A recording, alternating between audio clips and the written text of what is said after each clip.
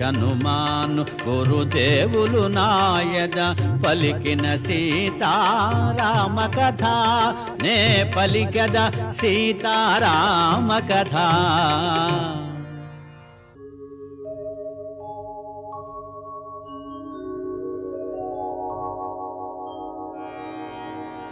యమ కుబేర వరుణ దేవేంద్రాదుల సర్వసంపదల మించినది విశ్వకర్మ తొలుత బ్రహ్మకిచ్చినది బ్రహ్మవరమున కుబేరుడందినది